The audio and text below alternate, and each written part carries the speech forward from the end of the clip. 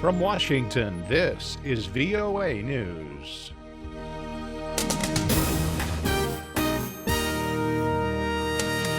I'm David Byrd reporting. In just a couple of hours, former Secretary of State Hillary Clinton will accept her party's nomination for president. Ahead of her speech, her campaign manager, Robby Mook, said that Clinton would lay out very clearly the choices that people face in the November 8th election. On Wednesday night, Mrs. Clinton appeared briefly on stage with President Barack Obama at the Democratic National Convention in Philadelphia, Pennsylvania. In his speech to the convention, Mr. Obama said that Clinton has the character needed to lead the country. And no matter how daunting the odds, no matter how much people try to knock her down, she never, ever quits.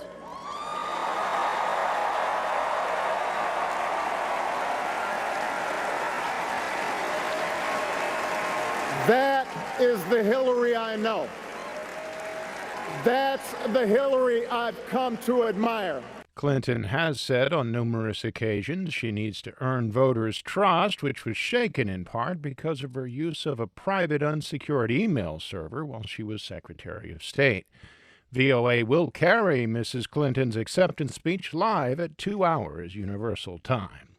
Meanwhile, Republican presidential candidate Donald Trump campaigned in Iowa Thursday and said a lot of lies are being told about him at the Democratic convention. And they're not talking about the real world, They're not talking about radical Islamic terrorism. They're not talking about borders where people just pour across. They're not talking about the crime, the kind of crime that we have in this nation. Earlier, Trump said he was being sarcastic when he encouraged Russia to hack into Hillary Clinton's email server to find deleted emails from her years as Secretary of State. This is VOA News. Russia's defense minister says that 4 corridors will be set up to permit civilians and unarmed fighters to leave the now-besieged rebel-held eastern districts of Aleppo.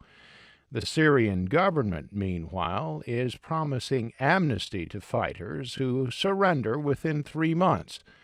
Aleppo has been surrounded and nearly 300,000 people are trapped inside. As Lisa Schlein reports from Geneva, the UN Special Envoy for Syria says he is seriously concerned about the welfare of people in the city. News of the Russian military proposal came while the UN Special Envoy for Syria, Staffan de Mistura, was attending a weekly meeting of the Humanitarian Access Task Force. De Mistura says he and his colleagues were taken by surprise. It is premature for me and others to actually make any comments until we have further details and on what has been and is the Russian proposal or initiative. Under the Russian proposal, civilians reportedly will be allowed to leave Aleppo through 3 routes and rebels through a 4th. An estimated 300,000 people are trapped in Aleppo. Government forces are encircling the city, making it impossible for aid agencies to bring in food, medicine, and other essential supplies. Lisa Schlein for VOA News, Geneva. The Syrian branch of al-Qaeda, the al-Nusra Front, announced Thursday it was breaking ties with the global terror network. Its leader, Abu Mohammed al-Jolani, said the organization decided to stop operating under the banner of al-Nusra and to set up a new front called Jabhat Fateh al-Sham. White House spokesman Josh Earnest says that the Obama administration is still committed to fighting extremism, despite the news that the group was cutting ties with al-Qaeda. President Obama, the rest of the Obama administration, and our military actions have been focused on and directed against a variety of extremist groups inside of Syria, including both ISIL and the Nusra Front. Analysts said al-Nusra aims to rebrand and defend itself as it comes under increased pressure after Moscow and Washington agreed to step up joint efforts against jihadist groups. Turkey's Supreme Military Council gathered Thursday in a hastily planned meeting to replace more than 2,400 military personnel dismissed on Wednesday.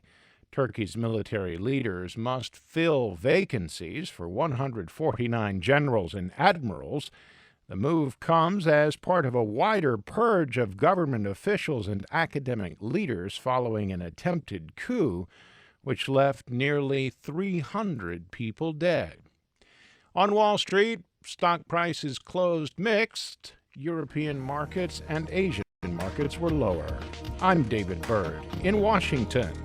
That's the latest world news from VOA.